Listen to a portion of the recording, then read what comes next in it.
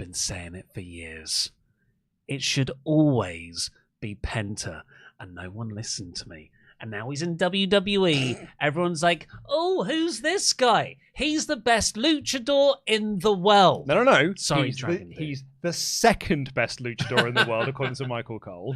I'm Ollie Davis. I'm joined by Luke Owen, DAD. Welcome to the WrestleTalk Podcast review of the second ever episode of Raw on Netflix. If you haven't already, please press the thumbs up button, give us a subscribe, leave a comment down below with what you thought of this episode, and send in your Chat-Gables in honor of the man sacrificed at the altar of the second greatest luchador ever. Our new Dolph Ziggler.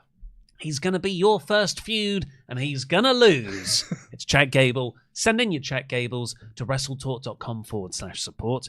We'll read out everyone over $5 before the end of the show. And if I may, a lot of people were always in support of you when you said it should be Penta and it should always be Penta. You get a lot of support from that. In fact, whenever we've talked about Pentagon Jr., I know I can look over the chat and there will be a group of people be like, it should be Penta. It should always be Penta. I've been the only one pushing for him. I've been the only one who saw the talent.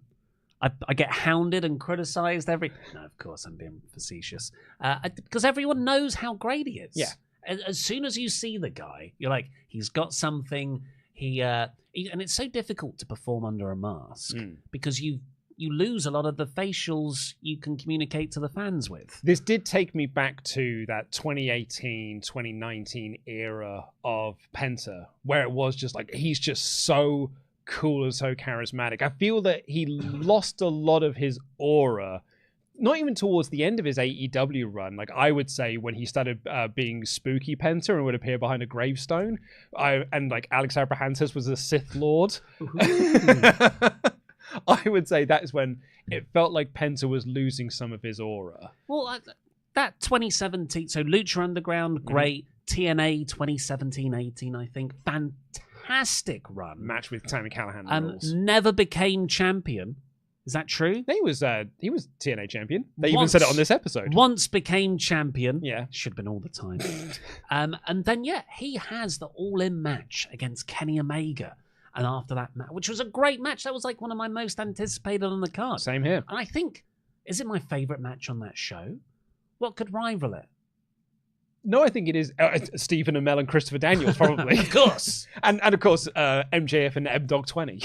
Yeah, the pre-show match that everyone forgets. No, it's the opening match that everyone forgets. I don't forget it. I don't forget it because I used to watch Backyard Wrestling DVDs, and M-Dog 20 was one of my guys. So, and that's where they had the Chris Jericho angle afterwards. Like, that's how big Pentagon was. And then, he goes to AEW, and you're like, awesome, Lucha Bros. They're going to face the Young Bucks. And then Phoenix was having, like, the best singles matches of the year as well on Dynamite against Nick Jackson. So you're like, what a team. The Lucha Bros can be a tag team, they can win the tag belts, and they can go off and do their own things. I genuinely thought back in those days, Ray, he can be a solid TNT champion. Pentagon, maybe never winning the top belt, but he can be in the mix. Yeah. And it never happened. And they were just stuck as these tag team wrestlers, and their tag team title runs weren't particularly of note. No, I was going to say, I think their highest point is All Out 2022 when they have the cage match against the Young Bucks, which, one WrestleTalk match of the year. It is an awesome match. It's a phenomenal match, but they never had the great tag run that came off the back of it. They had the Trios run as Death Triangle, but it was like, and a great best of 7 series with the Elite, but they were just good matches. Like, they never really had any, like, the oomph that you can get from having the Lucha Bros. And I really do think a lot of the Lucha Bros issues within AEW came from backstage dramas, essentially, and connections that they had with people that are not very friendly within the AEW sphere that just don't do you any favors. Cough, Conan, cough. What in the Conan could you be talking about? I'm saying, when you're friends with Conan, it does just sort of put you into a little pocket of people over here. But I also think it's malaise. I think they had done everything in AEW, and for the last 2 years, when their contracts came up for renewal last August, it's like, well, I won the tag belts 2 years ago. Nothing's happened. No. I've not I've not gone up the card. And the tag team division within AEW, is been pretty naff. Outside of Sting and Darby winning the tag belts and defending at Revolution, has been very forgettable. And please don't take this as an anti-AEW rant. No. This is just what happens to some wrestlers who are really good in the mid-card and could go up to the main event scene. But for whatever reason, be it getting lost in the shuffle, storylines, creative, it just doesn't happen. And the best thing those people can do is go to the other company that's the competitor. Because look at Ricochet. Mm-hmm. Ricochet was sort of in a similar position to Penta over in WWE. He was never going to get beyond a certain level because of how he'd been treated and booked and seen for the previous however long. But now Ricochet is in AEW. It's given him an opportunity to reset. And in my opinion, is doing career best work. It's the best. It's the most interesting Ricochet has been probably since Lucha Underground. There's the connection. and I really, this was just one night, but Penta went out there. He had a really good match with Chat-Gable that I did not expect to go that way, but I'm actually glad it did. And then he has this fiery promo afterwards, and a great reaction as well. Like, he got a monster pop when his music hit and the graphic came up. They accidentally, although I don't think it was accidentally, put up all of his merchandise on WWE Shop early. I don't. There was like Fightful Slaves report it was a happy accident. BS. Like, he did it on purpose. And it's great because that means that Penta's merch will sell. And also they've struck a deal with the people who designed his mask, which means they can sell replicas of the mask, which they couldn't do in AEW because the company wouldn't do a deal with AEW. So now they can sell the mask. That's new merchandise. And WWE, I thought, did a great presentation of him here. I thought Michael Cole did everything you possibly could do to make this guy feel like a massive star. Shouting, "It's the world's worst kept secret. You told us who it was because you've been doing vignettes for him, so it's you told us. It's not a secret at all." But saying that Rey Mysterio was the greatest luchador of all time. This guy's a good close second. Then he ran down. He's a former TNA World Champion. He's a former AAA World Champion. He's a former Lucha Underground World Champion. If you are still under the belief that AEW is not competition to WWE, or they don't perceive them as competition, they did not mention anything from AEW, but they did, run off his credentials. I thought they did a great job. They gave it a lot of time, this match, as well. Well, like, 15 minutes or so? Oh, yeah, to the chagrin of many people backstage, it sounds. Yeah.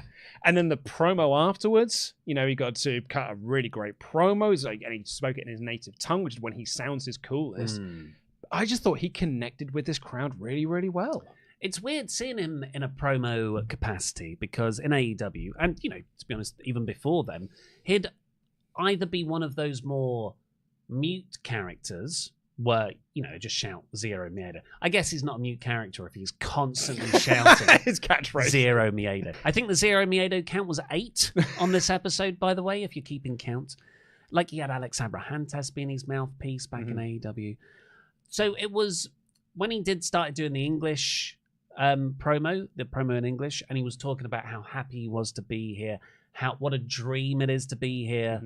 To be honest, like, I was like, Penta's so cool to me that hearing Penta be grateful for something in character lessens the coolness for me. But as soon as he started talking in Spanish, I was like, oh, there's the fire. And it was so cool. And I'm pretty sure it was his family at ringside who they kept cutting to, and they were in tears from his entrance.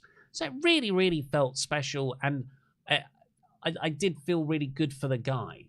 Yeah, me too. Yeah, considering that the split from AEW has not been pretty on both sides of this. I think AEW's treatment of we're going to tack time on for injury is certainly a business thing, but it was also a business thing they said they weren't going to do. So I don't think that's been particularly good, but I don't think like a lot of the stuff that's coming out about Penta's conduct that he had towards the end of his run has been particularly conducive to the AEW relationship, which might have created some of this of it. So it's kind of like there's no good like winners coming out of this, but the sum of all the parts is he's now in WWE, got really great presentation, and I am kind of happy for him because he looked awesome on this show.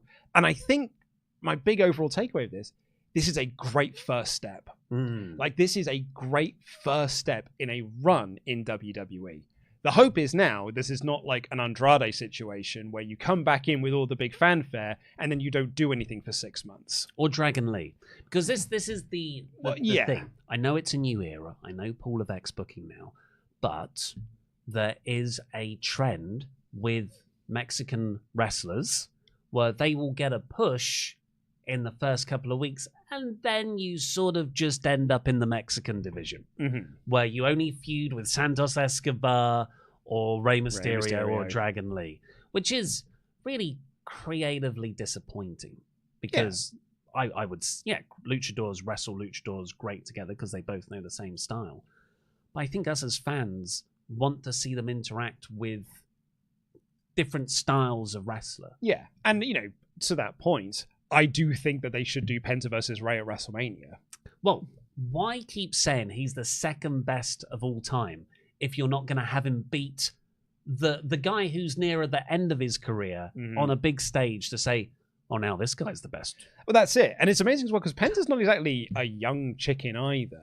But you can present him as, because he's a new toy. It's almost like that Damian Priest thing. Like, Damian Priest is older than Cody Rhodes. Yeah. But because he's not been in WWE for very long, he's certainly on the main roster, he feels like a brand new, shiny thing. And you can do that same thing with Penta over here.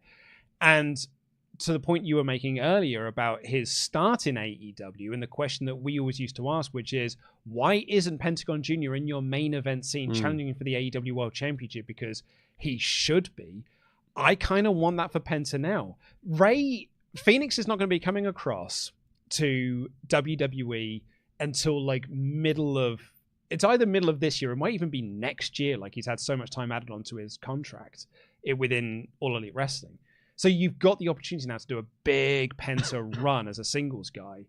I would maximize that as much as you possibly can do.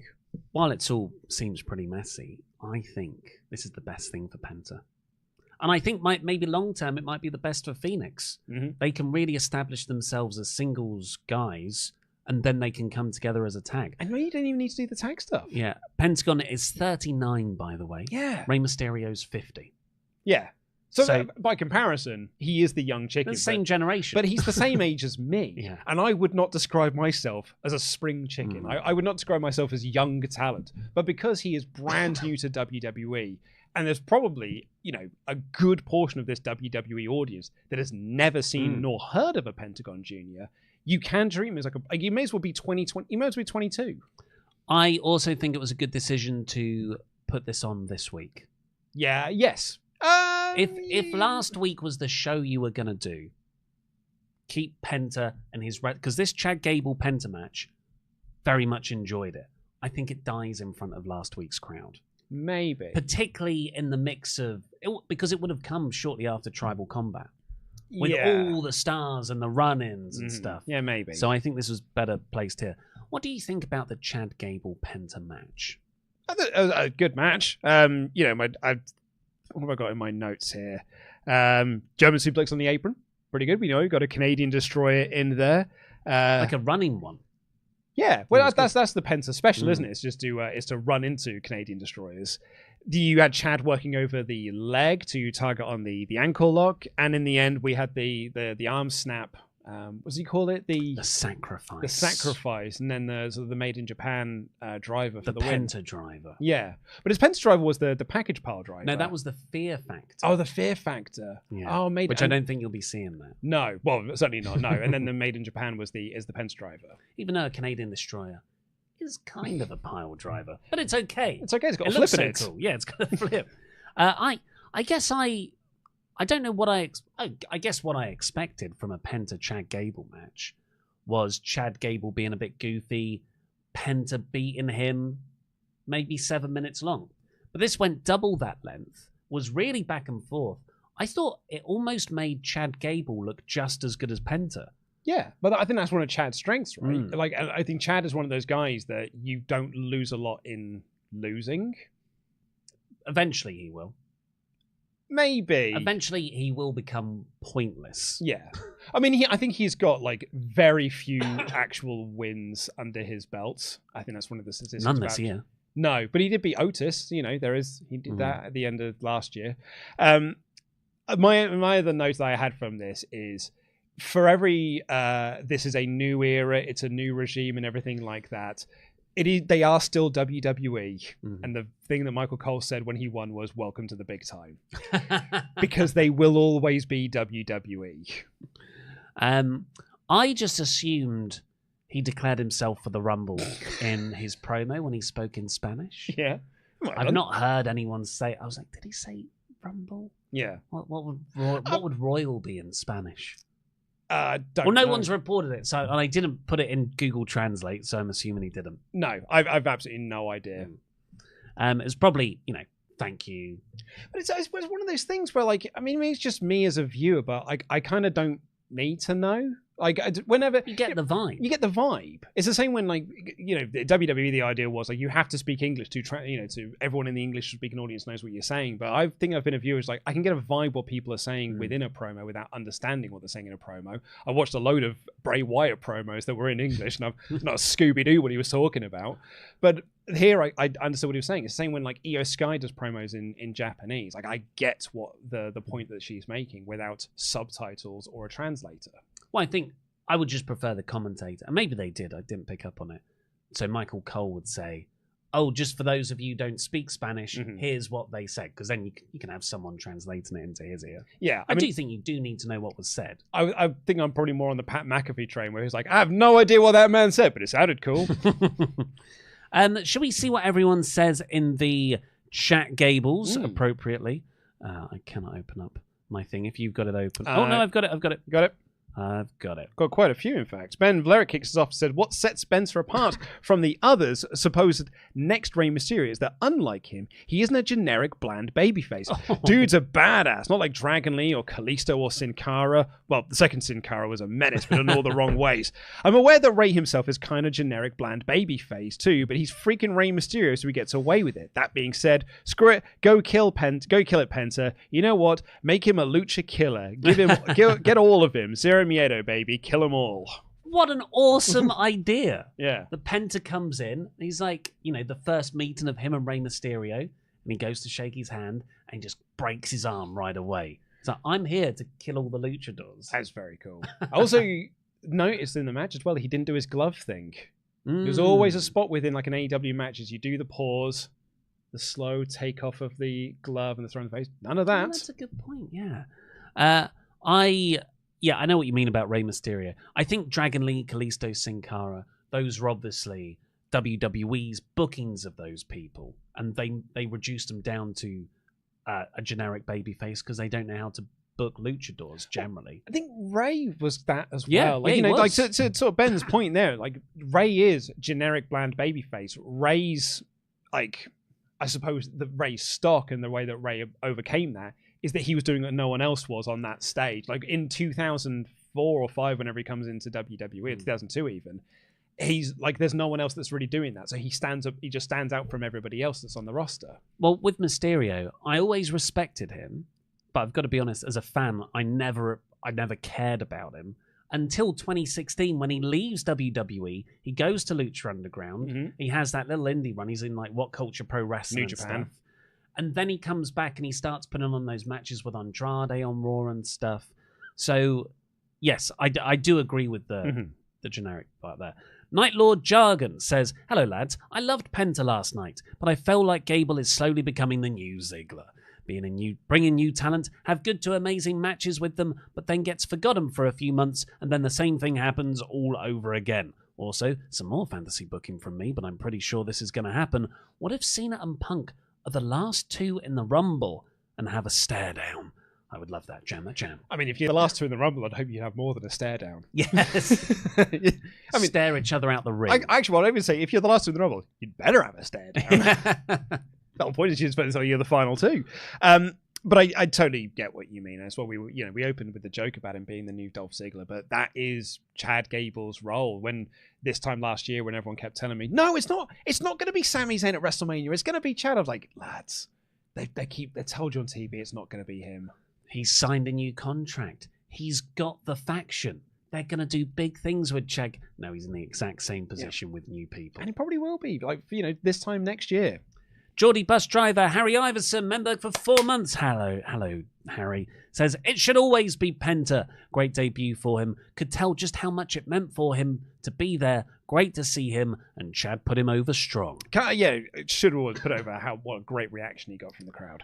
Julio Mendoza. Hey, yo, great first hour. After that, for me, kind of fell off a cliff. And man, Penta is really him. Also, let's go Lyra, finally doing something. Also, I hope Gunther and Jay's match goes like Sami and Gunther at WrestleMania, except Gunther wins. Have a good day. More on that in a bit, I guess. Shellhard. Hi, guys. I love this episode of Raw. Penta debut was fantastic, and I'm happy that hopefully this Finn and Priest feud is finally done. Touch wood.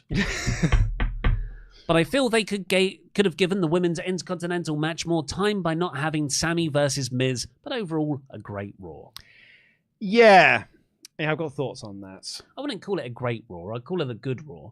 Yeah. Like a pretty good Raw. Yeah, when I got into the office today, Dave Bradshaw said, like, how was Raw last night? I was like, it's back to basics. It's back to what Raw does. This is, the Penta debut aside, this was the show we were getting November, December? Pretty much. Yeah. Take it easy, Funny for Now reads. Hey lads, so with Penta in WWE, when do you think we'll get the Chelsea Green or Io Sky Lucha rematch, or do you guys have any Lucha Underground rematches you're looking forward to, or dream match? Love seeing more Latino representation. Viva la Raza, as the GOAT said. Look, I would love for them to run back Penta versus Io Shirai. I would. Of course, yes. I would adore them. It's not going to happen, though. They're not going to run those matches back. And if Io was in AEW, they wouldn't have run them back there either. I think Lucha Underground was a special time for us as fans, but a lot of the magic that we had there likely isn't going to be run back. And really, it was only one season. That first series, though, was great. It was so revolutionary. Great. Oh, yeah, so great. I mean, who else is there in terms of... Well, now the Ricochet's gone, so you can't do any of the Prince Puma stuff. Ray's there. No John Morrison. Yeah. But we're talking about doing Ray already. Can't really think of any other Lucha Underground matches they could do. Bring Dario Cueto in. I mean, yes. I have no idea why that hasn't happened. He's a great character. And he's an actor. He's a legit actor. And you get Robert Rodriguez on the phone. Well, thank you. Please keep sending in your Chat-Gables to WrestleTalk.com/support. We'll read out every single one. Over $5. And also, go over to Patreon.com/WrestleTalk. Because it's not only Monday Night Raw, it's also Monday Night War. Nice. Yes, we are. We're playing through My GM mode on WWE 2K25 over at patreon.com/WrestleTalk. It is me versus Ollie. First time ever. About halfway through the season right now. So now's a really good time to sign up. Watch all the previous episodes and get ready for the next few episodes because it is getting tense. And we're having a bit of a back and forth war. We're sort of following a bit of an NXT main roster pattern at the moment where you're sort of killing it week to week, but you're fumbling at the pay-per-views. Whereas I'm doing sort of broadly fine week to week. And I'm crushing it on pay-per-views. Yeah, which is where you get all the big, the big jumps. Patreon.com/WrestleTalk for that and loads of other things like exclusive Survival Series, Tables, Lists and Chairs, 3 counts, and our WrestleTalk Extra Series, which is too big to even talk about. But there's loads of it you can watch there. Right, so this episode of Monday Night Raw began with CM Punk. He arrived backstage in the car. The crowd are already chanting for him. Yeah, I think they probably put up on screen, CM Punk will open the show. You're right. Like the warm-up act, whenever they have there. Because they also open with the cool drone shot as well. Mm-hmm. I love that drone shot. Mm-hmm. They use it in matches now as well. In the street fight. How did you find waking up in the morning, second week now, loading up Netflix to watch Raw? It's such a novelty. Still novelty, yeah. I'd much rather that than freaking Discovery Plus.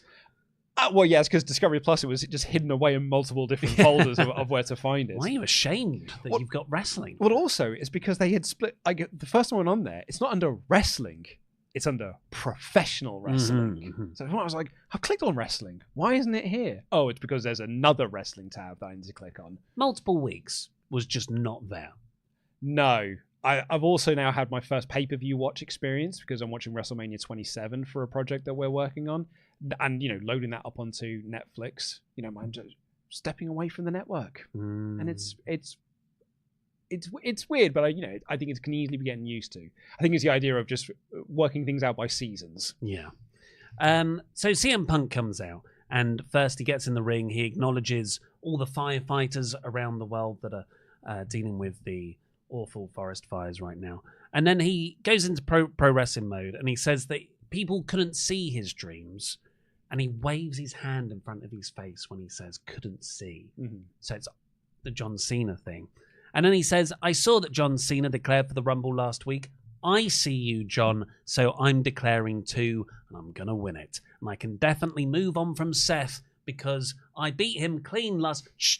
And then Seth comes out. Yeah, he said, so that's me done. You can now play my music. And Seth's music plays instead.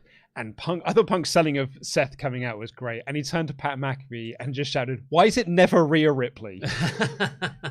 You're a married man, Punk.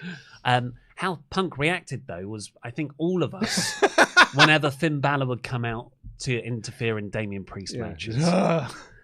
So Seth comes out, and he has this absolutely excellent line, which I think is going to really build his character over the next few months.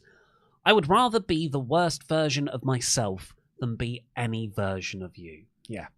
Losing to you, I thought it was a great line. And even that was the lowest point of my career, was losing to you, the worst loss of my entire career. So the only thing he can do now is ruin your dreams.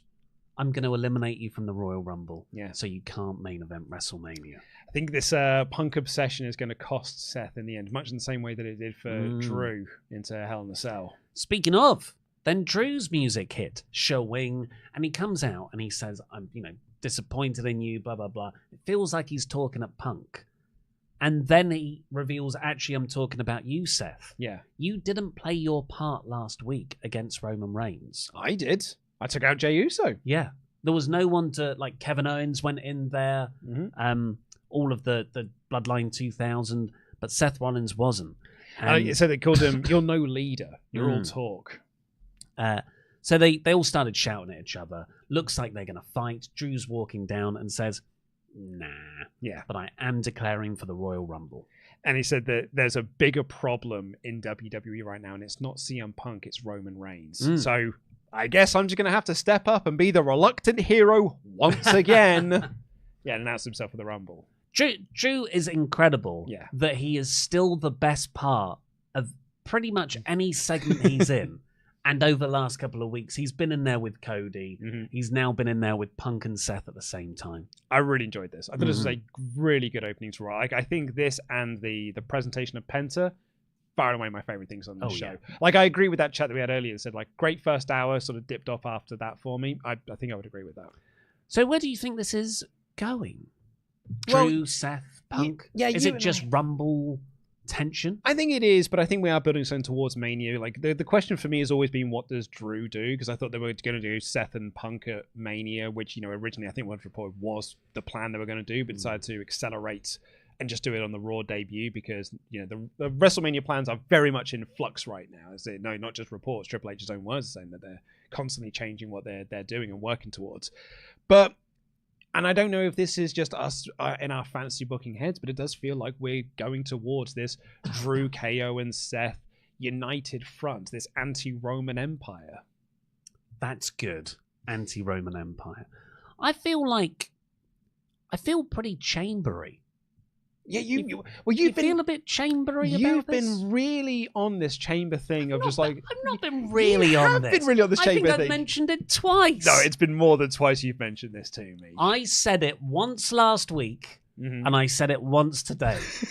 And now you're saying, Ollie just won't shut up with the idea of this star power chamber. I think you said it more than that today. But yeah, you're really chambery at the moment. I'm not really chambery at the moment. You just said you were. No, I'm feeling a bit chambery. I'm not even saying it's a bad idea. I'm just saying this is an idea that you're really into right now. I'm saying it's a good thing. I don't know why I'm so defensive.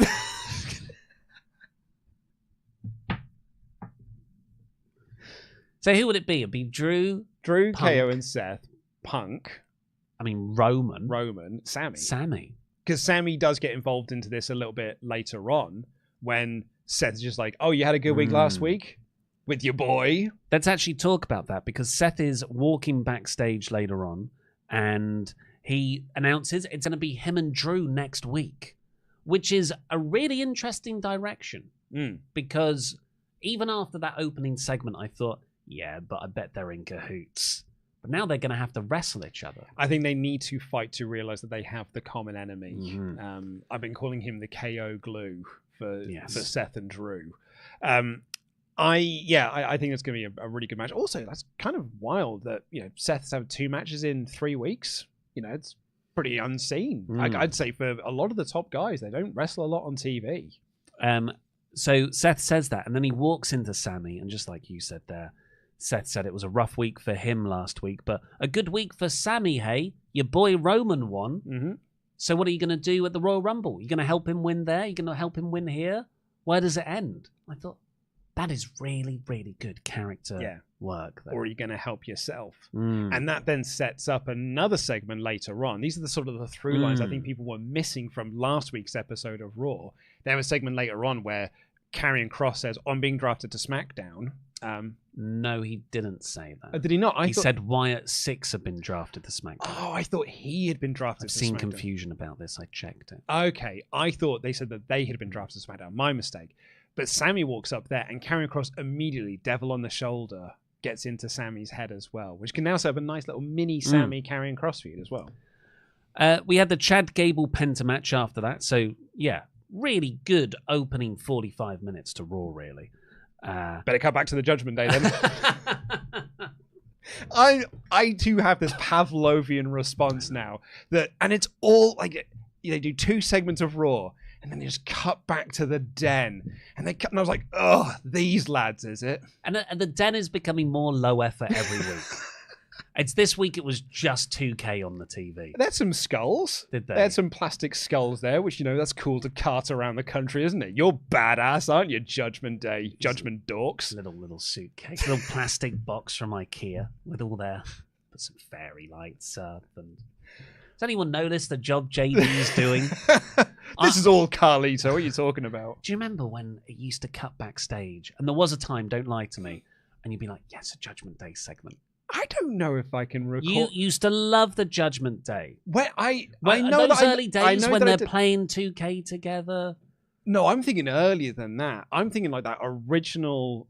Once Edge had got out of the group and it became Balor, Priest, and Rhea, and then when Dom came in, or that original 4, I definitely was into that era of the Judgment Day. But that was 2 years ago, and they have just been doing the same story now for 2 years. So then when Liv walks in and there's dissension in the Judgment Day, I am sick to the back teeth of this lot. I think because I was so annoyed by Rhea Ripley and Liv Morgan always fighting and Damian Priest and Finn Balor always fighting, I forgot that the Judgment Day were also fighting each other.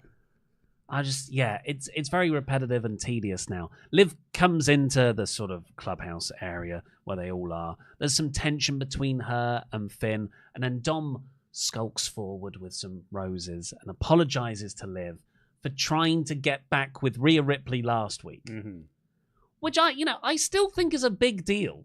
Well, I don't think it's blown off. No, but they're treating it as a big deal here because Liv accepts his apology in big air quotes, but is now making him do chores. Like he's got to go valet her car and he's got to go and do some stuff around the Den, I guess. Put the vacuum round. I really liked Dom going up to the guys when Liv had left and just went, I think she's actually fine. Yeah. And Finn was like, you got a lot to learn, my friend. Yeah.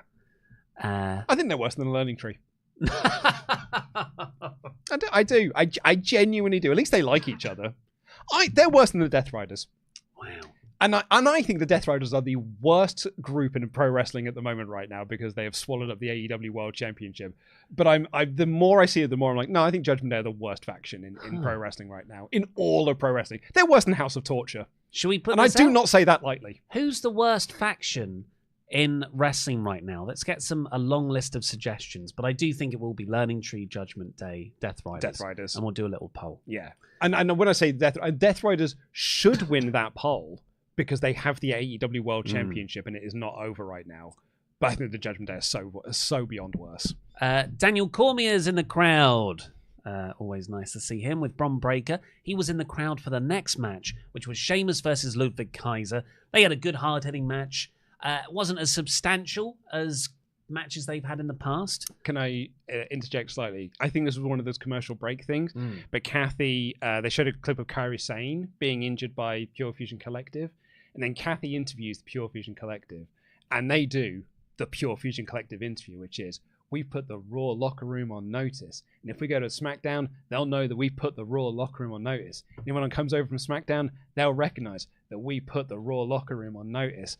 And then Zoe Sark says, well, whoever wins out of Lyra and Dakota Kai, I'm going to be the first shot. And they walk away. And Pat McAfee just goes, all right. Do you like Pat McAfee now? Absolutely buried this segment. Zoe Stark lost in the first round of that tournament. I should be first in line. So Kaiser went to use the shillelagh. Sheamus caught him with a brogue knee and then a brogue kick to win. Sheamus goes out to celebrate with Pat McAfee afterwards, which is near where Bron was in the crowd. They get in a bit of a face-to-face. They push each other. And that has a match booked later on for Saturday night's main event. Yeah, I was actually surprised by that because I thought this was your Mania direction, was Sheamus and Bron. It still could be. I feel like they've got something bigger for Bron. Something Goldbergian. Maybe. Yeah. I don't know. I actually did forget that this had been booked for Saturday night's main event. We love Sheamus. I love Sheamus. I want them to tell the story of Sheamus winning the IC belt at Mania.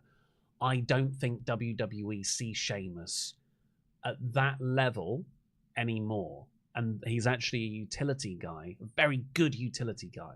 Strong disagree. R-Truth won the World Tag Titles last year. I still think the direction is Sheamus beating Bron for the IC belt at Mania. Gets his big Mania moment. Why do this match? Because Bron can beat him here. In the same way that Sami beat Bron in their first encounter at Money in the Bank, and then Bron beats him for the title in the rematch. Well, usually people beat Bron first. Well, they're switching it up this time. Yeah, I think I enjoyed the match though. I also enjoyed that when Sheamus went to go party with Pat McAfee afterwards, Pat McAfee went to shake his hand, but Sheamus was already moving on. So he didn't get Triple H'd in all of this like The Rock did to him last week. He literally just grabbed his hand and shook it for him. I am not letting you leave me hang. Don't let me become a clip shared online.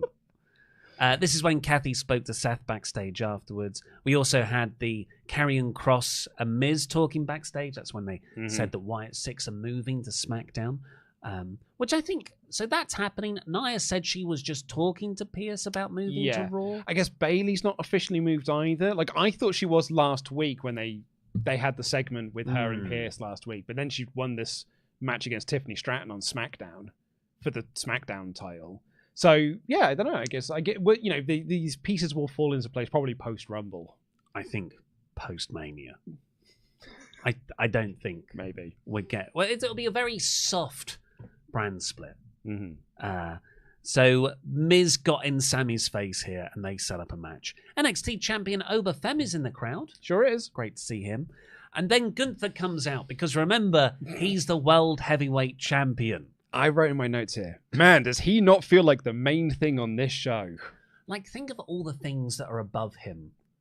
Punk, Seth, Drew. Is it mostly that? Rhea. Oh, yeah, Rhea. I think it's mostly that, though. Like, he's probably, like, the third most important thing on the show, I would say. I guess I wouldn't put the Intercontinental title as more important than him, but because it has a direction, and it's had quite a long direction of the Bron, Sheamus, Kaiser meat triangle, that feels more important too. Because Gunther has had about 6 months now of not being the main focus of even his feuds. No, because even like his match he had at Saturday Night's main event was really a backdrop for Finn and Priest. Yeah, and then the Dom match was about Priest and Balor. The Saudi match was him and Cody. It was more about the ring. Really, it's only the Orton match that has been actually about something and about a title. It's really disappointing. So unfortunately, I feel even more disappointed when the contender to Gunther's World Heavyweight title is Jey Uso. I think I will disagree with you on this one here.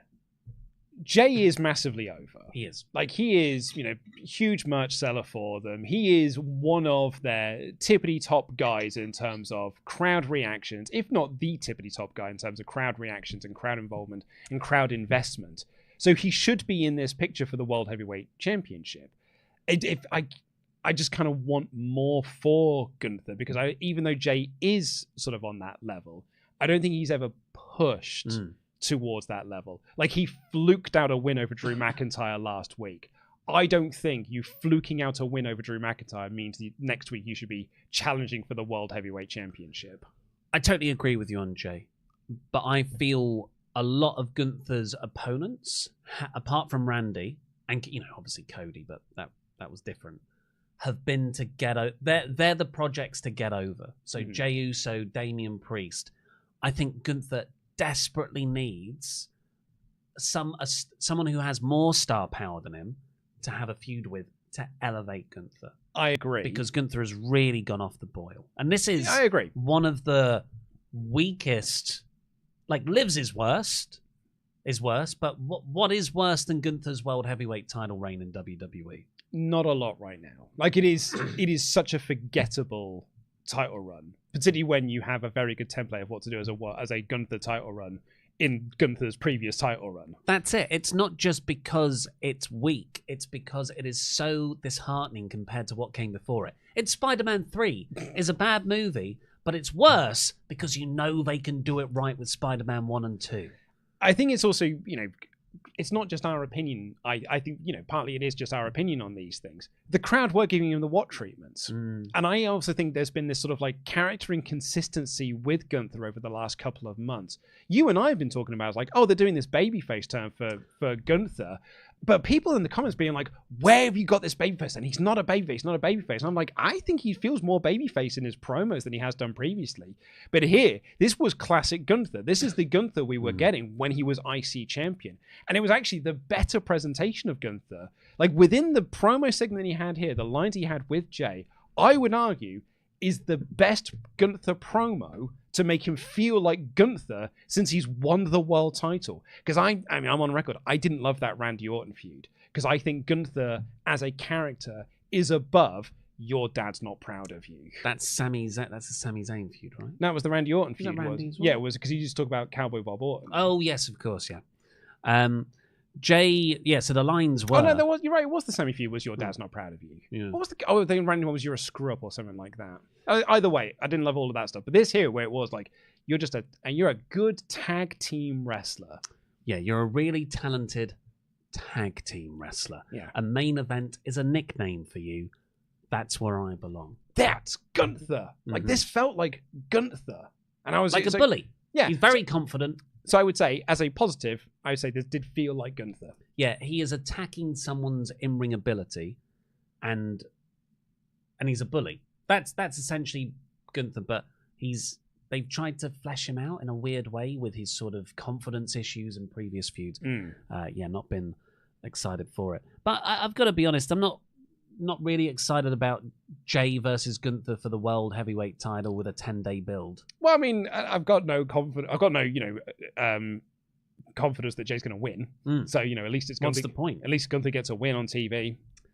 On Saturday night's main event. Yes. After that, we had, speaking of mid-card titles, we had Lyra Valkyria versus Dakota Kai in a face versus face final Intercontinental title tournament. Hometown girl Bayley was in the crowd to cheer on Dakota, her current Control. Damage Control. Well, former. Damage Control. They were former tag mates. Yeah. Former stable mates. This was, I enjoyed the moves and work of the match. Like, Lyra hits this brainbuster style suplex off the apron right at the start, which was a hot start. And then Lyra was sort of the base of the match, and Dakota flipped around. Not flipped, but, did a handstand offense a lot. And then ultimately Lyra hits her broken wing to win. Nightwing, to win. It just didn't feel like a tournament final to me. So this was taken off the Raw Netflix debut because they were worried that it was going to get lost in the shuffle on that show. So it just got lost in the shuffle on this show instead, because this was out, the second shortest match on the show, because the Sami Zayn squash match of Miz was shorter than it. This felt like nothing. Like, you're right, like this didn't feel like the finals of a tournament. It didn't feel like a match to crown a new champion. It just felt like a match. And I think the ad break thing kind of hurts it, because the match essentially, like, you could structure into three things. It's the suplex off the apron, which is like the first 30 seconds. Then it is 2 minutes of rest holds while you're in an ad break. And then it's 3 minutes of do moves. And then one of them wins. Mm-hmm. There was no structure or story to the match. It was just a bunch of stuff happening with 2 minutes of rest holds in the middle while everyone else was watching commercials. So it just sort of felt like nothing. And then cut to the back. Like, there was no, like, it just got lost in the shuffle here instead. There was pyro. Yeah, great. Cool. They spent money on the pyro. I don't think this felt like the moment. This didn't feel like Chelsea Green winning, which actually did feel like a real accomplishment of raising up someone's stock. This felt like putting a prop onto someone so you can have another championship render on WWE.com's Superstars page. And that's been the problem with this IC tournament. It has really been in the shadow of the US title tournament. Not that the US title tournament was blowaway. I think it's just because it came first. So yeah, that's what went down there. It doesn't bode well for the Intercontinental Women's Championship if presumably this was the big start to it. Yeah. If this is how they see the final of the tournament and the inaugural champion. It's like, yeah, I guess they're gonna bide their time till they decide to put it on Charlotte Flair. Yeah, and it was your only women's match on the card as well. No, I don't think it was, like, they made the best of the time that they had, but that was not a lot of time. New Day talked to Kathy Kelly backstage about how they weren't allowed to change in the locker room. They blame Rey Mysterio, blah, blah, blah. WWE need to do something with the New Day. It's been 6 weeks since their brilliant heel turn angle on Big E. Yeah, this is WWE in the new era, is big hot angle, and then we'll just slowly take things off the boil then and wait to put it back on again. The Miz then took on Sami Zayn over in a minute, really. The Miz was out there by himself. It's honestly 4 minutes, this match. No. I think this was, I'm going to double check, but I'm pretty sure this was 4 minutes. Karrion Kross wasn't out there, so Miz was by himself. And Sami hits a haluva kick, then a blue thunder bomb to win. And everyone's like, "Oh my god, he won with a blue thunder bomb." It's a Twitter meme. But he also hit the haluva kick. Yeah, but that doesn't matter. It's a Twitter meme that he never wins with the blue thunder bomb. Yes, I'm aware of that. But he hit the haluva kick first. But he won with the blue thunder bomb. That's like slapping a guy in the face after you've hit your finisher. Yeah, 4 minutes and 6 seconds this match. No way. Well, it flew by. I must have loved it. Flew away like Lyra is a bird. Bird lady is the champ. There was no cross stuff here. No, so we'll see what happens. Which is the stuff I'm interested in. Rhea Ripley came out. She was going to do a promo, but she was interrupted by Nia Jax. Jax said she was backstage talking to Pierce about the transfer window. So not confirmed she's moving, but she's in discussions. And she was a full-on heel. That was great heat for Nia Jax in this segment. It was awesome. It was proper, like, Nia screaming. Yeah. She plays a really good heel at trying to be confident, but making you think you're getting under her skin. Yeah. Which makes it more fun to boo her. She was really good here. So she trashed Rhea. She trashed Tiffany Stratton. And look, Bailey's in the crowd. Yeah, I'll trash you as well. And San Jose, where you're from, Bailey, and we are right now. It's rubbish. Bailey and Rhea got in the ring and beat up Nia a bit and hugged. Yeah, they stood tall. Yeah. So it's no idea where they're going with Well, it's Rumble build. It's Nia Jax announced herself for the Rumble. Bailey will be in the Rumble. She won last year's Rumble. If they're both going across to Raw as part of the transfer window, there's a world title for them to go after. So the women's division in the last 5 or so months, well, it's Crown Jewel season. Well, it's Survivor Series War Games season. Well, it's Rumble season. Man, am I desperate for an actual story. Yeah, I mean, the Rumble's around the corner. We'll get one I'm going to say this is probably the hottest take. We'll get one there. We'll get one angle in a match with 30 women. Oh yeah, WWE will do it. I think they're capable of doing it. New Day are apparently going to do something next week. They're going to have a match next week. Yeah, believe that one. They're in action. I really enjoyed their backstage with Kathy Kelly. I didn't say it earlier, but I did enjoy it. More importantly, JBL is back next week. It sure is. Future TNA World Champion JBL. Is that from our prediction show? So that'll be fun. Curious of what he's going to do. Be in the crowd. Oh, that's it. Yeah. What else do you think he's going to do? Announce for the Rumble. I mean, I would.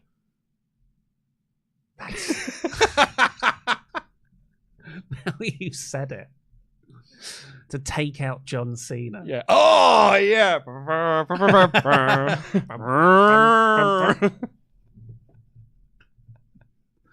Yeah, he'll be in the crowd. Might get interviewed. Look, Start a feud with Goldberg. I'm a bit of a JBL apologist. Not for that stuff, but for the in-ring character stuff. You're someone who says his WWE Championship run is not as bad as some people think it is. No, it probably is as bad, but I enjoy it. I think he's a great promo. Yeah. You know, he made SmackDown broadly unwatchable for a year, but... But have you heard this Blue Meanie story?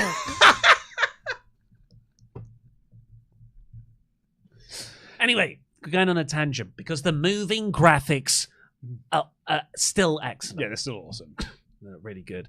And then the main event was Damian Priest taking on Finn Balor. This was a street fight, and it was a street fight. I can sum up this match for you pretty simply. Finn Balor does a big move. Damian Priest no-sells it and hits him with one instead.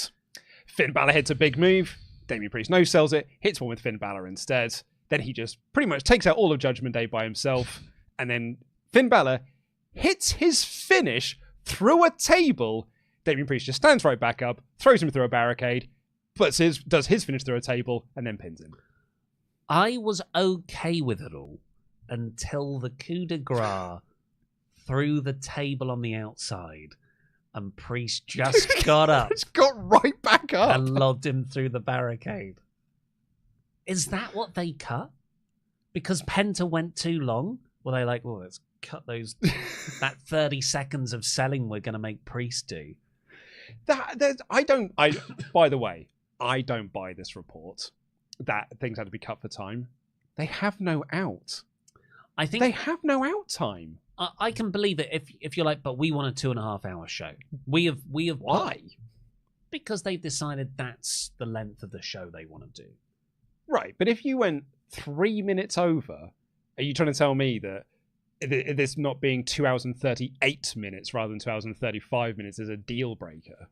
No, but I can, we've done live events in the past where it's like, it's going over. Let's truncate this because part. we have an out time. We have a dedicated end point that we have to be off stage. They don't have it. They don't have a designated end time. But this, for instance, we know we try to make it an hour. Yeah, and so we that sometimes we'll go, oh, let's not talk as much about this bit because we've gone long in the first bit. Because we have given ourselves an out time. Mm. If we wanted to, we could just go on and on. If we don't have a designated end time for this, you and I could do the show for 2 hours if we wanted to. I certainly could. Yeah, if me and Dan were here, then every episode would be. But we try to keep it down because we try to we don't really have a designated end time, but we try to keep it to this. Like that's where WWE's at the moment. They could go for 3 hours if they wanted to. So I don't buy this whole thing. It was like, oh, we had to cut time out of the main event or the women's match because Penta went long in his interview. It's like, well, you're not strictly in a 2 hour show. You don't have to go to the news after this. Back to the match though. It was that there was a fun spot where they brawled into the crowd early. They go up to the sort of entrance in the stands. So they're on this sort of balcony raised level area. And Priest hits a freaking broken arrow. Yeah. That's why I said broken wing earlier. I've just realised that. Off the stands entrance through a table, which was awesome. And EMTs come out and JD and Carlito were there. Also, more importantly, it's the first appearance of P.D. Williams on Netflix. Excellent. And they're carting out Finn Balor on this EMT stretcher thing, and Priest is in the ring. He's like, God, what's going on here? Lame. And he gets out. Selling. He goes he goes up the ramp, gets the trolley, and wheels Balor down the ramp and pushes it into the ring. It was so beautifully done because he runs it down and then it turns so it hits the ring side on. So Balor rolls off the gurney into the ring. It was awesome. Very satisfying to watch. And then we get the stuff where Carlito and JD tried to interfere. War Raiders chase them off. And then there's the coup de grace no-sell. And then the finish with a South of Heaven in the ring. But I think it's the story of this feud. Because it's wild to me. They've only had 2 singles matches in these. They said that they've had other matches because they fought over the US Championship back in the day. But since this feud starts in SummerSlam, they've only had 2 singles matches. I was really shocked by that as well. But they have also had the tag match with Dom and Liv versus Damien and Rhea. And the 3-way. And the 3-way. And I feel like this has been sort of the story of the Rhea and Priest versus Judgment Day feudage, which is that we don't want them to look weak. And in doing so, they just make them look too strong. And it makes the Judgment Day look like chumps. And Finn Balor at the end of this just looked like an absolute chump. He hit his finish through a table. Priest just got right back up and didn't affect him absolutely. It was like, what was the thing you always used to say was like barely an inconvenience. This was barely an inconvenience for Damian Priest, and it was the end of their feud. And that's my catchphrase. Barely an inconvenience. Yeah. It's no one else's. I came up with it. Claim it's yours. It's not. It's from Pitch Meeting. Oh, yeah. There'll be loads of people going, that's from Pitch Meeting. So just is that preempt that. Is that the one with the big sort of weird eyes? It is. The videos are better than the thumbnails suggest. I was going to say, because peeling back the curtain from my own personal life, I've hidden all of those videos from my YouTube because I don't like seeing those thumbnails come off my homepage. So I find them gross to look at. They're really funny. I've heard them. You'd actually really enjoy the videos. But yes, that was Raw. I gave it 75%, I think.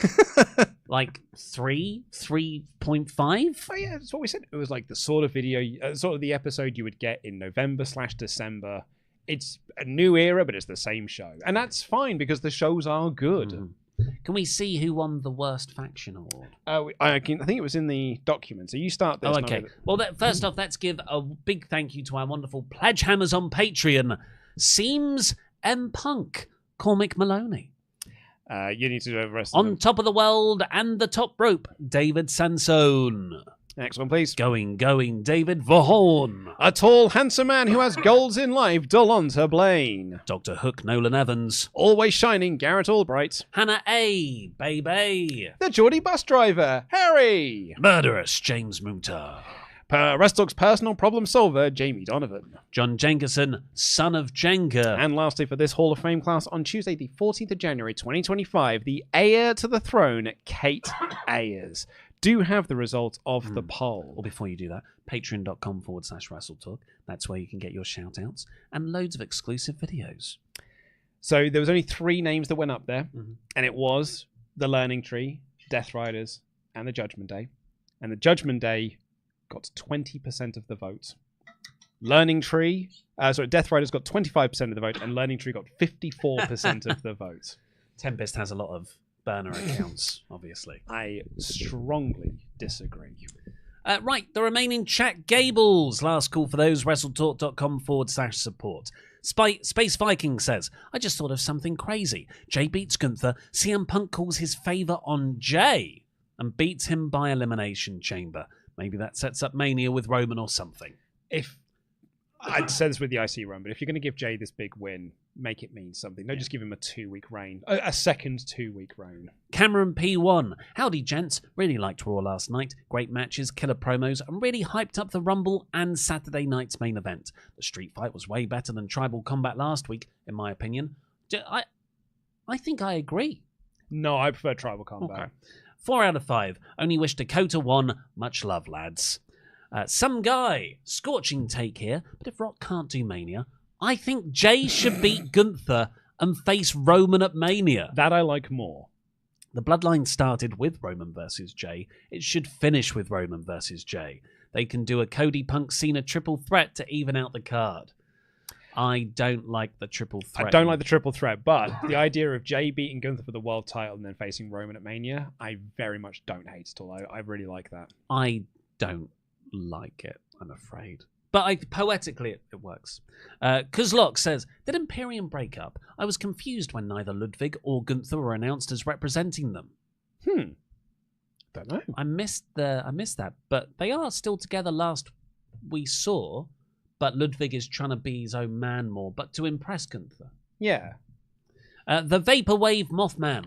Again, that's part of that. Sorry, that's a good part of that reason we thought that Gunther was turning babyface, because his whole thing was like Ludwig Kaiser kept trying to almost lie and bolster up, and it was like, no, we should be honest with the fans. The Vaporwave Mothman. I usually show my friends the Big Four pay-per-views. While watching this episode of Raw, one of those friends asked me why Damian Priest and Finn were still feuding. I had to then explain that they have always been feuding and will never end feuding, but with mid-heat. The crowd are into Priest at the very least. Kevin, that Penta match was for us. All of us who went through years of stupidly placed ad breaks, new talent being buried on their way in, who've been told in-ring doesn't matter, who've been behind Chat-Gable. I hope WWE continue in this way with new guys. That Penta match was for us. All of us... It's the same chat twice. Okay. I thought he was just repeating it for dramatic emphasis. Thank you for sending that in twice, Kevin. Yeah, I mean, I think it was also for him. I really enjoyed the match. I don't think it was this huge bit of fan service, though. I would agree. Also, I still think we have stupidly placed ad breaks. Mm-hmm. But now we pay more on Netflix to not see them. I'm paying for them. Demon Arc 117. Hey boys, been a minute since I caught the show. I mentioned last time I was around, I felt like I was falling out with wrestling. Not because anything was bad, just nothing was grabbing me. I came back for the Netflix debut, but that was a weird one, so I stuck around for this week, and I'm sorry to say, nothing's doing it for me. At least in WWE, the only thing grabbing me right now is Cena's final run, so I think this might be my final year as a wrestling fan too. I reckon Demon Arc 117 has said that every year for the last 10 years. I think I said this on a previous show, but you're always a wrestling fan. Even in that, when I kind of stopped watching wrestling, I stopped watching in 2002, came back in 2005. Even in those 3 years, I watched WrestleMania 20, and friends were telling me, or people I knew were telling me, oh, you should see this John Cena guy. You'll always, and I played wrestling games, you will be a fan of wrestling even if you're not watching the wrestling show. You'll tune into this podcast, you'll watch Facebook videos. I spent a few years not watching any, like when WWE was like really bad in like the early 2010s pre-network, I wasn't watching any of those pay-per-views. I wasn't watching any of those Raws, not watching any of those SmackDowns. I stopped watching TNA as well. But I listened to Wrestling Observer Radio. I was listening to people talking about it because I was a wrestling fan. I just wasn't watching it. Kevin again says, with Seth telling him to choose himself in the Royal Rumble and Miz reminding him he's never been world champion, I think it's that time of the year, guys. My third annual Sami Zayn winning the Rumble hype train is boarding soon. Get on board, guys. Yeah, you can go on that one by yourself. Yeah, I'm sure there'll be people who want to get on the train with you. Kazoo says, this was such a better show than last week's. Return to form. Penta had an amazing debut. Let's hope they keep it up, but we know the fate of luchadors in America. Sheamus is godly. Lyra got her moment. I think I'm most interested in Sami on his own. Ben Vlerick, what if with Corey Graves being demoted to NXT and complaining plus seemingly targeting Pat McAfee online, it leads to a match? Didn't Corey get cleared a while ago? Don't know if it'll be good, but if he brings back that OG NXT theme, I'm happy. It's a banger. You are also on the It's a Work train, right? I don't know if I'm not on that train, but I'm certainly on the platform. Because Corey did this with Booker T a couple of years ago for no reason. Yeah. No. He said it was for a reason. He worked you. I mean, that would be the thing to build it to, I guess. But yeah. Graves, and yeah. Do you want to see that, though? I don't think I'm like hugely into the idea of a Corey Graves versus Pat McAfee match. Like, I think I'm clamoring for it. But if you can tell a good story, then I can always be swayed. I just don't think it will draw either. I think they'll be more protective over how McAfee wrestles matches. Here's the position I'm in. If it's a Rumble thing, I'd be more excited about Wade Barrett getting the ring than being a surprise entrant than I would be Corey Graves. Nothing against Corey Graves. I'd be more excited if it was Wade Barrett. Molten Deister says, hey guys, the Rumble this year is looking stacked AF. True. I was wondering who you guys think could win it this year, and if there could be a dark horse no one is thinking of. I think it's Cena. I think Cena's winning the Rumble this year. Well, our dark horse pick for the women's Rumble is Io Sky, isn't it? That's the train I'm pushing. I'm really hoping that. I'm at the front of that train, tooting all the way. German Girls Are Cool says, love every wrestler declaring their entry into the Royal Rumble has their own unique goal beyond just being there. It really adds to the unpredictability. Also, WWE now has its own version of the Hangman Swerve rivalry. You guys know who. This is great. To the point that Molten made as well, like, I was thinking about it's like a stacked old lineup. In the men's Rumble. But I think that's testament to WWE's women's division currently as it stands. But the men's Rumble lineup is awesome. Cena, like Seth, Punk, Drew, Roman, like just those 5 right there. I think Logan Paul's going to be in the right. Like, this is a really big time Rumble. LA Knight. JBL. Anonymous writes, hi guys, thoughts on Money in the Bank cash-in? Our Drew? Drew, Seth KO on a losing streak to create a faction. It's you grew up in the year of tech speak. Well, I was just like, Roman Reigns, is that short? Well, whatever. To create faction. Who will cost KO title to push him into faction? Set up single match. Good sell of Destroyer. Thought Seth was going to go into full flare. Still shocked when use of Phil. I don't think I'm shocked when people say Phil. Rafael Garcia says, while I don't like Judgment Day, they're meant to be on Raw. The Death Riders are a good concept meant to be on TV with bad execution. The Learning Tree is an ROH act they're forcing on AEW at the expense of other things. At least the JD. At least the Judgment Day has Carlito. I would disagree. The Death Riders I completely agree on. It is not working. It is a bad fact. I went on such a tear about the Death Riders on the last AEW podcast because I'm so done with that group. I still think the Judgment Day are worse. Learning Tree are not a Ring of Honor act, though. That is an AEW TV act. It's just not a very good one. And it's technically an act specifically designed for TV time with Chris Jericho. Yeah. Marty Veal, Memberg for 8 months in a row. Thought this was a decent episode of Raw. I was so giddy watching the debut of Penta. What fun. Joe's a Paul Heyman guy says, Luke, I really like yours and Dan's idea from the live reactions of Austin Theory always having Cena's number. But what do you guys think of it being Solo instead? He squashed Cena so hard he disappeared. It would mean I don't have to watch Theory wrestle. Yeah, I just don't think it works with Solo either. I think the Solo experiment's not panning out. Mayor of Painesville, Dan. Hello, Ollie. Hello, Luke. Hope you are well. You too, Dan. Raw on Netflix or on VPN has yet to win me over. I think in phases it's dragging. Few characters captivate me. It's night and day to NXT, for example. Ending the Wyatt Six story is another blow. Let it play out. I don't think they've ended the Wyatt Six story just yet. Yeah, I think people will cross over brands a lot in the next couple of months. Real Double J, neither endorsing the past or criticizing the current product, but it's interesting you can tell this is a different WWE as 10 years ago, creative would have had New Day endorse Hulk Hogan this week, corporate interest be damned, jam that jam, spum for life. Have we found out what spum is that? Yeah, because I asked, sorry, this is on our Cutscene Movie Patreon page. Real Double J said spum, which in some way means the Spider-Man. It's I believe he was a victim of autocorrect on his phone. That makes it better. We just kept on laughing at the word spum because he wrote in the just spum, but SPUM in all caps. But it's supposed to be spum with 2 M's, so it's supposed to stand for Sony Pictures Universe of Marvel Movies. What? Has anyone ever called it that? Yeah, it's from Mr. Sunday Movies, weekly kind of podcast. Oh, okay. So it's already a fun thing. Yeah. Spum is very funny as a word and a sound. Spum for life, indeed. Ashvinash Anthony has become a member. Seska's become a member. Hey! And Sid has become a member. Thank you all. Sid writes, Cross told Sami that the bloodline will implode. Cross has correctly predicted heel turns before. What if KO hasn't attacked Sami yet because they're in cahoots? Sami betrays the bloodline, turns heel, and faces Jay at Mania.